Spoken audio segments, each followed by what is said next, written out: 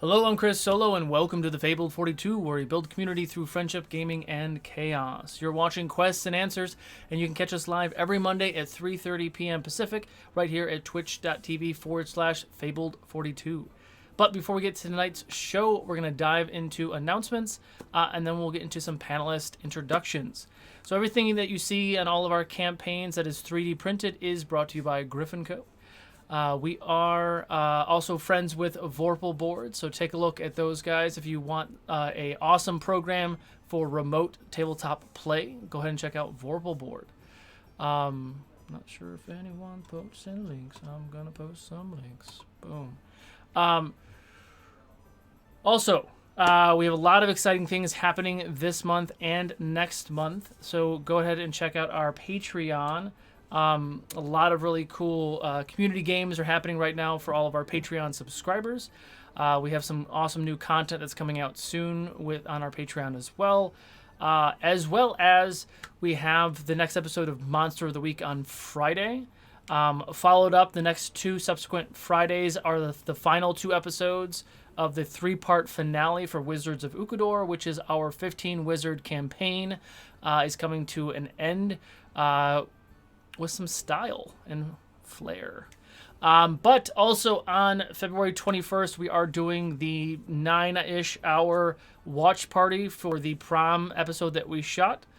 We have, which happened before this finale, but it's a really fun thing that none of the players have seen. I have no idea what that is, Diane. I will talk to you about that in a second. That's a weird app. So, that is not the right camera setting app. But we are going to sit there. It starts at noon on the 21st, and we're going to watch it for about 9 hours. It's 3 parts of prom, and it is all talking heads. We shot it like a feature film. So there's a lot of scenes. We used Zoom, and I've been cutting it together, and it's glorious. It's 9 hours of amazing role play. How many hours of recording? 16 hours of recording. So we shot that in one day for 16 hours, and then we have also, which is not going to be the same time, we have 16 hours of behind-the-scenes footage, which is also amazing, but some of the players knew that we were recording and some didn't. I'm talking to you, Campbell.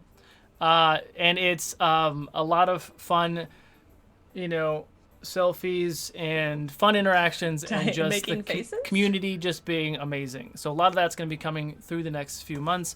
Also, I am once I'm done with the prom thing, I'm going to be editing the last 3 parts of the Wizards finale as one subsequent video.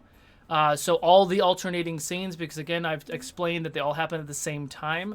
So some characters are coming from different parts of the school that are happening at simultaneous. So we're going to have some of that just kind of happen in the same timeline because I think it'd be fun.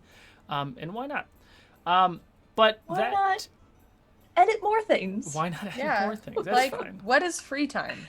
What is free time? This is my life. What are you talking about? What's the problem? All that being said, lots of exciting things are happening on the 31st of this month, January, at 9 a.m. We're doing our next donation drive. I'm going to be taking our players and staff through. DeAngelo, you're also invited if you're interested. We're going to do a kind of a gladiatorial arena sort of thing, but the fans and our Patreons will help make the players that you guys will play. And monster drops and all that stuff will be active and alive. Potions and other things to donate to help to players. Yes, Taryn. Is that PvP? This could be whatever you want. Oh no! Don't pair me with I Renee. didn't expect that. I thought it was. I mean, not what we discussed. It's not designed to be PvP, but I am not going to stop you from murdering one of your counterparts. Okay. If you put me in there with Renee, I will kill him. You heard it here first. But there's so many other exciting things that are coming. But we'll get to that later. After this episode of Quests and Answers, we do have the next episode of Legends of Shalgal with our... Oh, really? With Diane DMing that, and Jinx and her thighs will be there. Wednesday, we have Rollout, and then the next episode of the Realms of Ukador. Friday, Fox Talks at 4, Monster of the Week at 6. Vault 42 on Saturday at 6:30. So, without further ado, that is all of my announcements and all my jibber jabbering. Let's get into today's panel, which we're going to talk about calendars and events in your homebrew setting. It doesn't have to be homebrew, but that was kind of what it was designed to be. But we can talk about them in general, whether you're pulling events from certain things. But before we get into that actual topic, let's do some introductions. We'll start with Dianne.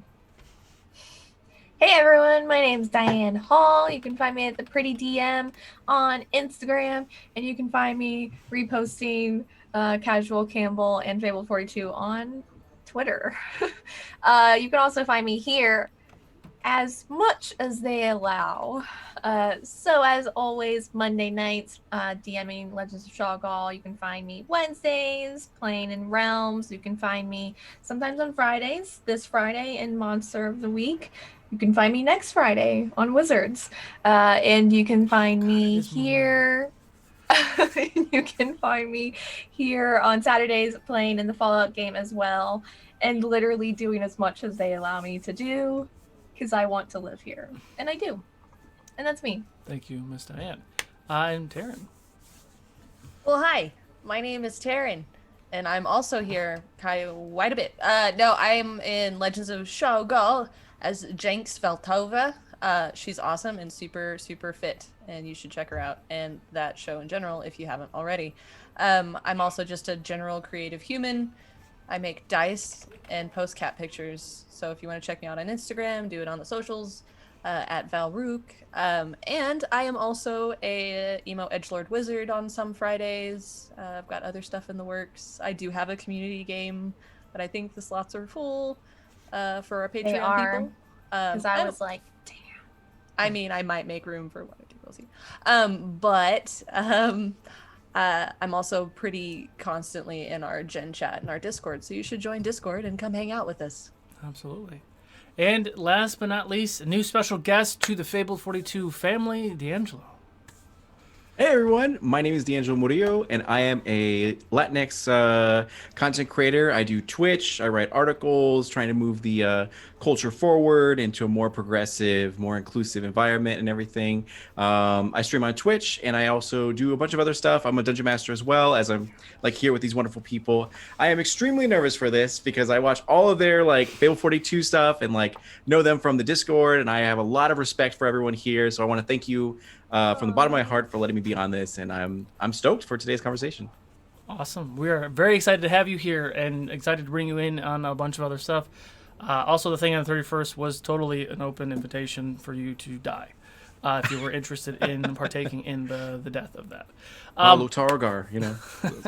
So today we are talking about calendars Oh, yeah? and events within your world, whether it's homebrew or it's something from someone else's world or what have you. But we'll start to dive into that. If anybody has any questions, go ahead and tag DM Chris Solo in the Twitch chat, and I'll add it to the list of questions to ask. Otherwise, we'll just kind of dive into it. So let's just go from the top and then go further in. So when you think about calendars specifically, we'll get to events in the later part of this, but we'll talk about calendars first. How do you guys decide to start with calendars? Like, do you just pull from our own calendar here in Earth, or do you pull from a calendar from Forgotten Realms, or do you make your own? Sorry guys, I'm just first. so excited. Go for it. Yeah. I started with regular calendar, and then I got OCD about it and was like, I need like the same amount of days in each month. And so I added another month because I wanted like it to be similar to the calendar we all know and love, the Gregorian calendar. I don't know if we love it, but I do. Time is a construct. What? I said time is a construct. Don't listen to that. Time is very important. So I did that. I added, so I have 28 days in every month. I have 13 months, and like full moons and all of that land on the same day of every month. It's very uniform, and it just makes me happy. That's what I did with my calendar. I knew there was a reason, like, you and I would, yeah, that. No, I also, when I dove in, I looked at like 12-month calendar. I love the number 12, and it's on a weird level. I love the number 12. It makes me very, very happy. Oh, I do too. It's just a thing. But so I went in, and all of my months have exactly, I think it's like 30 days. I based it, and it's based off of moon cycles, and specifically like in this in the setting that I have, the moon is very important. The original settlers of this region was an elvish kind of race, and they worshipped the moon that they called Ulver, and so that's just kind of how that began. And really, more than anything, it focuses, like, my calendar is focused on seasons. So it is like the 4 seasons, because it's a very they get everything in this region. And so, like, the start of the year, the only thing that I changed off of ours was, like, I liked the idea of the year starting in spring. So, like, the first and we'll get there, but like the first celebration they have is like the dawn of spring. Everything is growing again. So, like, for me, I was like, that was the only major change I made, was that spring was the start of the new year. But yeah, That's super cool. For me, it's pretty mixed, you know, because when I think of like time and calendars in our world, it's only because we've all like agreed upon, you know, how to follow a certain like calendar or whatever.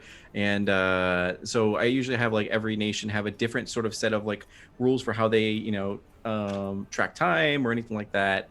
And but mostly I try to, for like the human, the civilized sort of worlds, quote unquote, it's mostly similar to what we have. That way it's easier for the players to understand what's going on. And but for those long campaigns, I like to get spicy and add like a whole bunch of weird stuff. So yeah.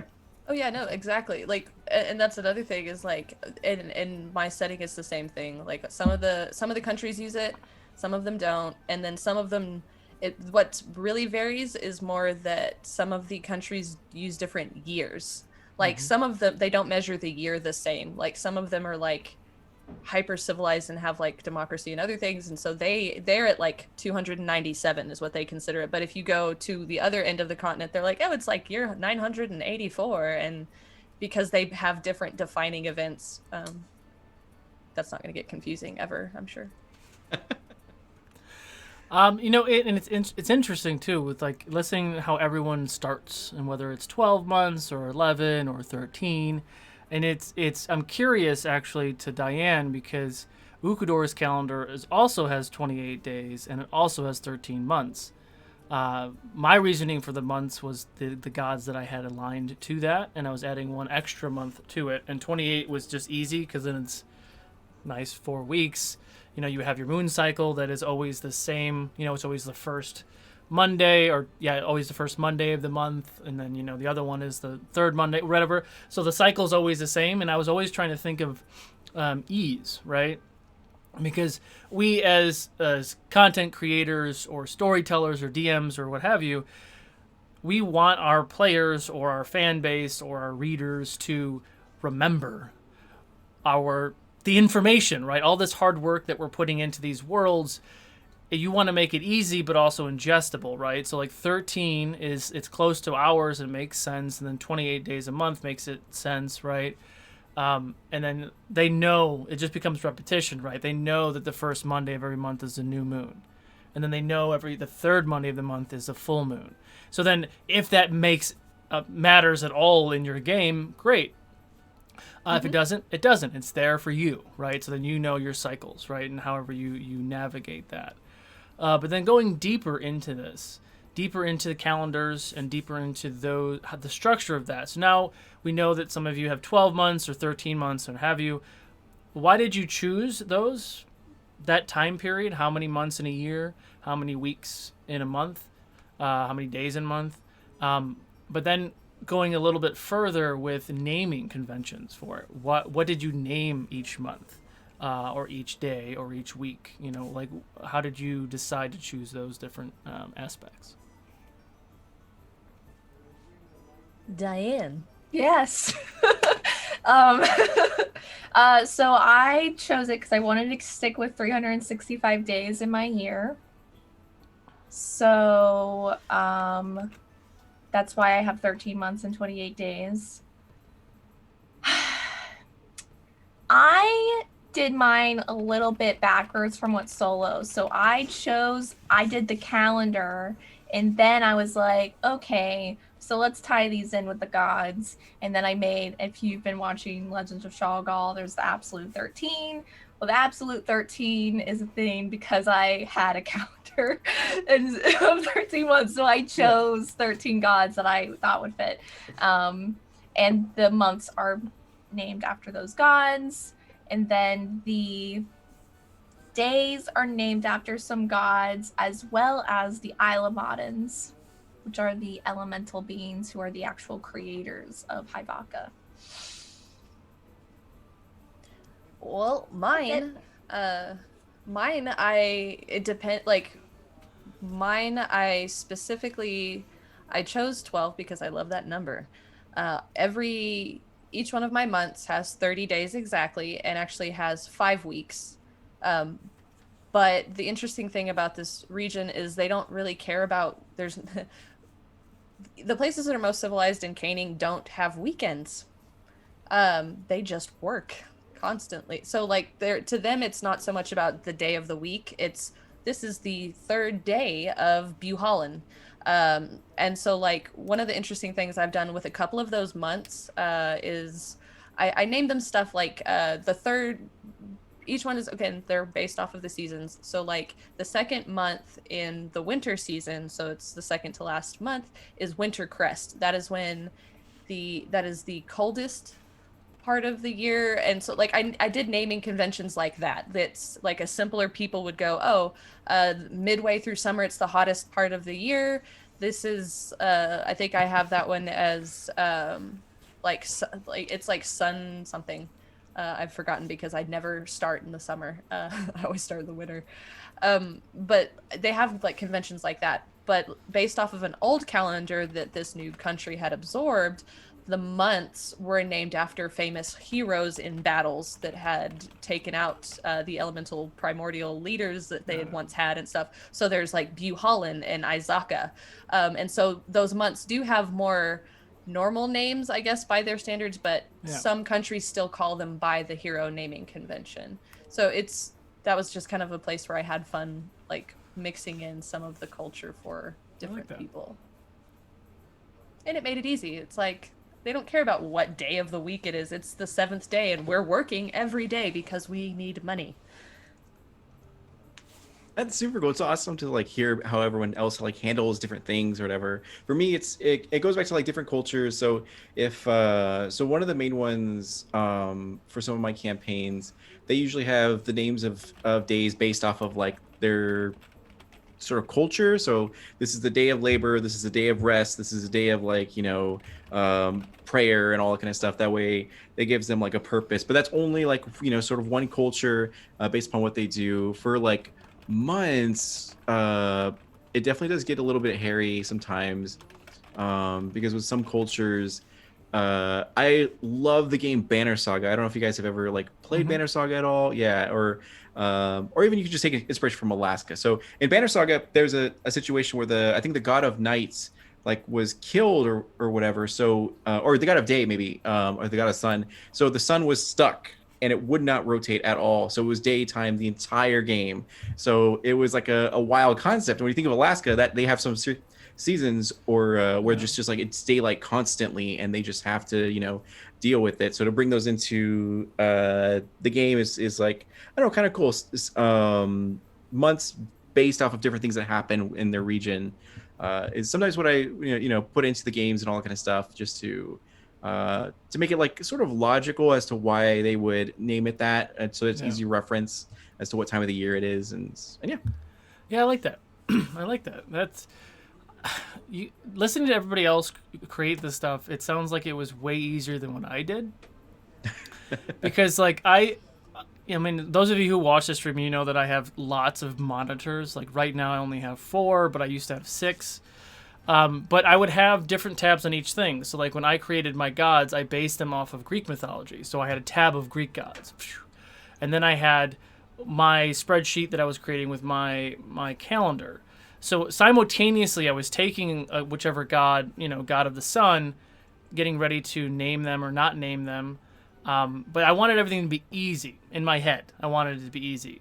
So the god of the week or the god of the month. So all my months are named after gods, and then every day of the week is also named after a god. And the idea was the first two letters of that name were the same two letters of our normal week or our normal month. So November would be No. So then Noaga is the god of November, or the 11th month. No one pays attention to that. It doesn't help at all. It's still very just mind-numbing and confusing. But that was my rationale for the naming. So like when some people were asking like, well, why did you name this god this? Well, that's a great question. February is Fe, so I had to come up with a name with Fe as the, Phasia is now the god of the second month. And they're like, oh. I'm like, so I made it monumentally more complicated than I had to. But here we are. I think that's nice. To be fair, I look at your calendar frequently because I am the calendar keeper. You are. Of realms. And I appreciate I did not put that together, but it's good to know. I still pay attention. I still pay attention to your calendar. As a DM who tries to remember to write stuff down, but I'm so ingrained in the storytelling and the transitions that I forget how many days we've transitioned through. And it's kind of funny that we're on episode 21 on Wednesday, 7 months into the campaign, and we've only really it's like 2 or 3 weeks in the world that we've all of this crazy shit has happened in 3 weeks. Let's just put our minds on that real quick. But it continues in like when you start to think deeper, right? So we've talked about seasons, which leads into Utaheme's question. That's called a segue, Ronan. Is touching on what was brought up earlier. Did you all keep similar seasons of the year, or did you create different seasons for your homebrew? And if so, what are they? I can start. I kept the seasons the same. Fall is fall, spring is spring. I've only added 1 extra month, so I have 13 months. We've never been in game on the 13th month, and there's some kind of cool things that happen on that month, and I don't know if we'll ever do a damn show on the 13th month, so I won't talk about that yet because it hasn't happened yet, and I want it to be a surprise. But everything else throughout the year is the same. So winter is winter, spring is spring, and all that, and like a lot of those same holidays and the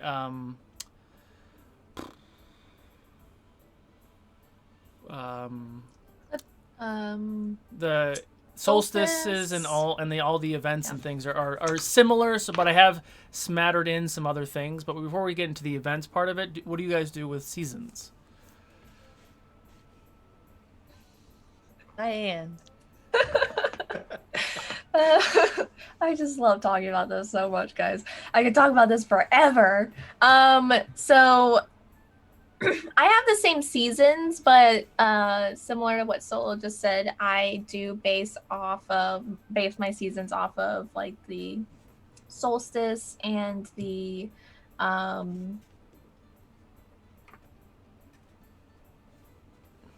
other one that the word's like escaping me right now. Mm-hmm. But that easy. I had to alter where they landed a little bit because of my 13th month, because I don't have a special season for my 13th month or I have special things for each month, but not a solo style special secret 13th month situation. But yeah, I mean, you keep it simple to what we all know here on Earth, because it's based off of Earth. Yeah. I don't have I don't have anything too crazy, I guess. I just had to expand, shift where those solstices and things landed. Nothing too crazy, just hand caves. Well, listen. I'm not talking about, campaigns. I'm talking about the framework of her world, Taryn. Yes. Yeah. Not the curiosity of a degenerate party looking for Vecna followers. Okay, Jinx is not the whatever you want to call us. It's not that. No, Of all of the characters in the party, I feel like Jinx is the most degenerate. Just a little bit. you don't know. Never mind. No, I mean, two of you don't even wear pants. Let's just be she real. has pants on. No, she doesn't. She has like No. a drape. There's no pants She's in there. got boy shorts under there. You don't know. I do. Maybe she I work don't. with the artist to make the. Sorry, go ahead. Gotta stay fresh and limber. Anyways, So, He's So- Italian, so. this is true. This is true. You know No, how we Italians, we don't like pants. no, I kept the seasons like pretty much the same.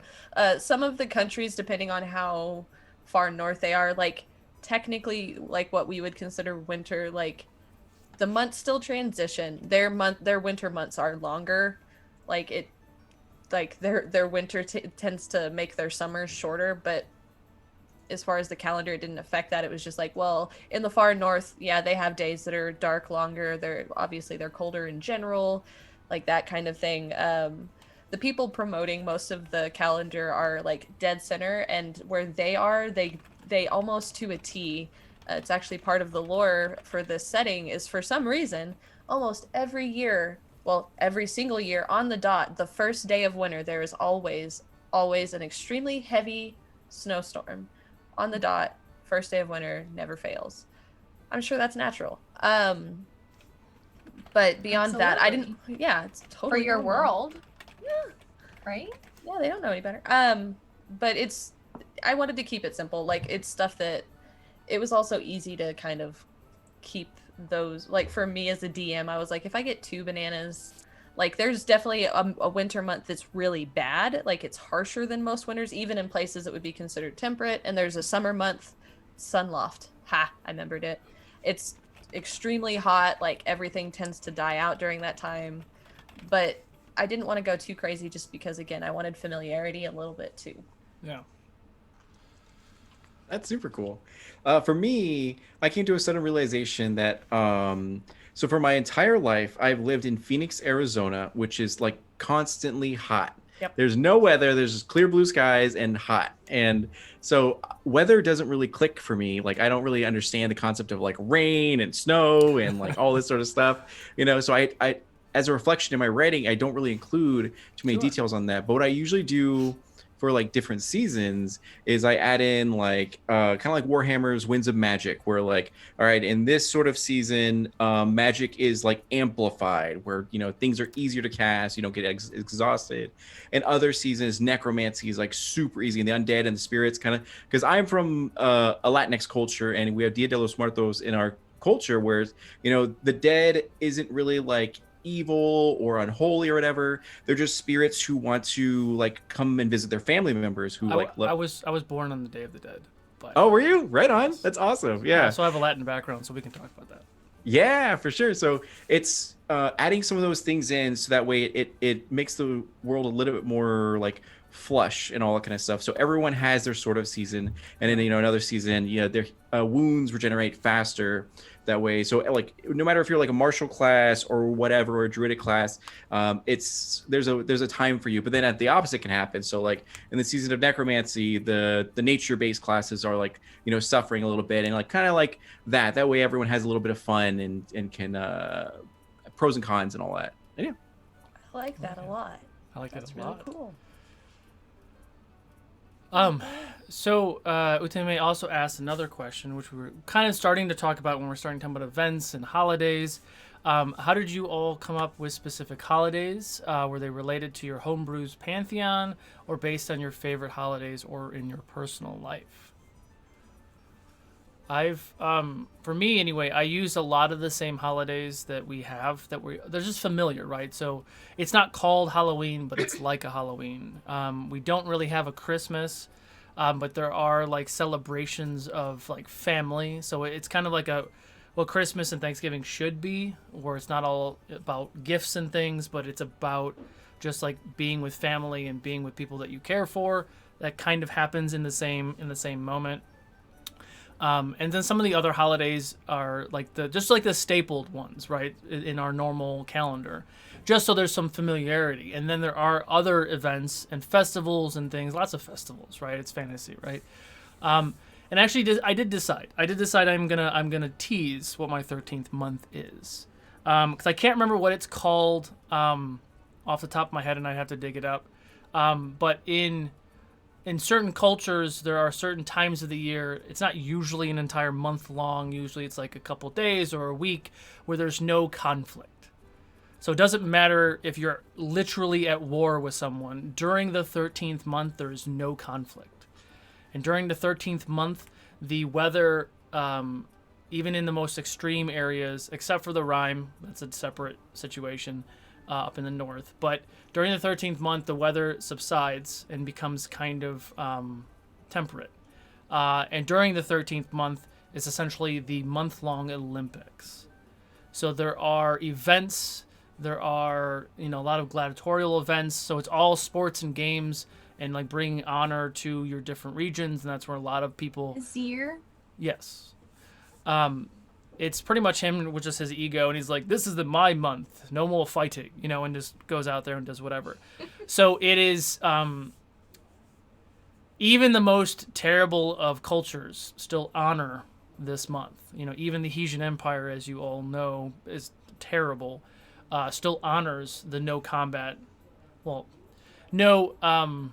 Visual combat. Obviously, there's always shenanigans happening and assassins and all the other things, but no witnessed combat, I guess. But do you guys have other like specific holidays or events or things that you have incorporated into your worlds? Diane, you go first. Okay. So, because my world is heavily based on Iceland and other Norse countries, I have all of your classic pagan holidays. So your equinoxes, I saw the word because I looked up my calendar. So your spring equinox, autumn equinox, summer solstice, winter solstice. I have a midsummer, which yes, it is super creepy, just like the movie. And I have my sort of Halloween's called Moonfest. So I took Halloween and Day of the Dead and what the Forgotten Realms has about it, and I sort of made it even creepier because that's what I like. My Christmas is Yule, and it's based off of specifically the Icelandic Yule. So there are the Yule lads that are giants, and they come down from the hills. And yes, they're creepy. And they play tricks on you for 15, or there's 13 Yule lads, and then there's a Yule cat that will eat you if you don't receive any new clothes for Yule. And then there's also their mom, Gryla, and she'll eat you as well, which is pretty evil. I would like to take this moment to point out how terrible parents have been in the past. To where they're just so tired of their kids. This terrible monstrosity is going to rip your face off if you don't eat your food, if you don't eat your vegetables. I grew up oh my God.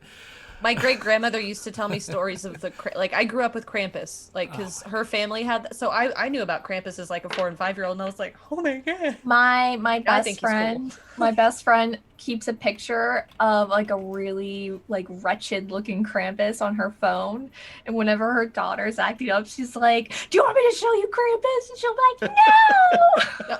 My best friend in high school, she tells her son, she like scares him with like Lechusa. That's her thing. It's Lechusa and there's another one that she likes to throw at him, but she'll throw Lechusa at him, and I'm like, that poor kid thinks there's a witch lady out there in the tree waiting for him. But God. I just keep thinking about chupacabras, and I'm like, oh my God, stop Kukui. it, stop it! Like, what's wrong? Like, anyway, sorry. That was what it was. Kukui. Sorry. I want to talk about my calendar, Taryn. Sorry. I think so. It is always. So I guess the most different thing, because going back to my calendar having 365 days, but every month has 28 days, obviously there's one day that's missing, right? Math! I put a random day that's not a part of the year. It's not a part of any month. It's just a day.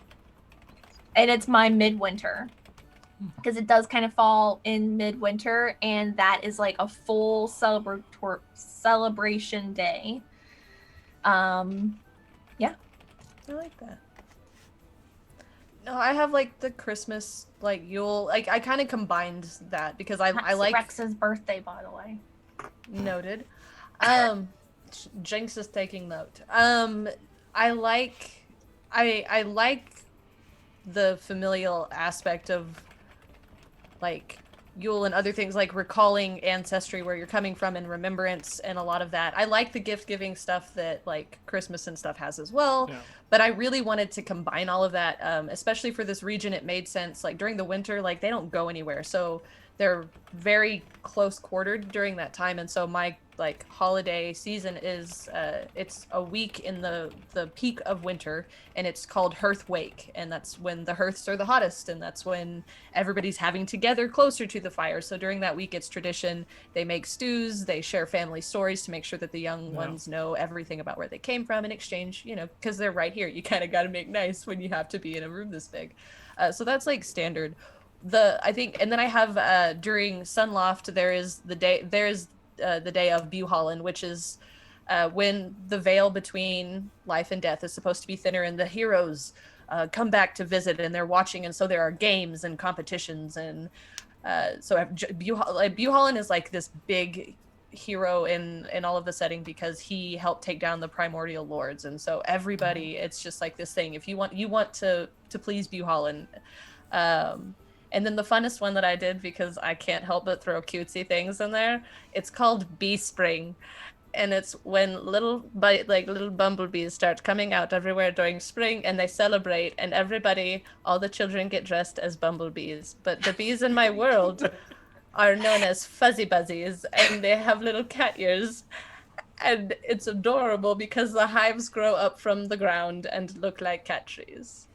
Taryn has holidays where bees are celebrated, and I have a holiday where dead people are paraded. Oh, through that's the there. streets. Oh no, that's there. Actually, there's a whole week-long debaucherous event that takes place in only one country, and it's just there's If a you want to four-session understand farm realms. conflicting emotions, just talk to Taryn for like 20 minutes. You'll talk about some crazy evil shit, the most evil you've ever heard anyone speak, and then it's like cute fuzzy ears and bees. And Okay, but they're adorable. They're they little are. cats. I mean, hey, I have a natural beehive in my backyard. I play with bees all the time, so I love it, and I love that they have little ears. So They're cute. I get it. But it was something I thought the people of the region, because like when the bees start coming around, that means fruit's about, like it's a celebration after spending 3 months locked in your house, and it also gave me an opportunity to put fuzzy buzzies in my world. Oh my god, Taryn. Don't mind me while I Google pictures of bumblebee cats, because you know people Photoshop them. Oh, they exist, and I will send it to you. That's amazing. Wow. Yeah, one thing so I've been a Dungeon Master since like 2008, which is like a long time. So naturally, as any sort of sweaty nerd, we like default to the Greek gods or Norse mythology or any of those sort of things for inspiration to take from them and then to put certain things into our games. But at a certain point, I started like getting exhausted of the same sort of norms of the Roman gods, Greek gods, Norse, and all that kind of stuff. Especially as a person of color, because I normally don't really see myself represented well in like Lord of the Rings or like, Dungeons and Dragons. Usually dark skin equals savages equals bad guys with no depth or anything like that. So like, I'm like, you know what?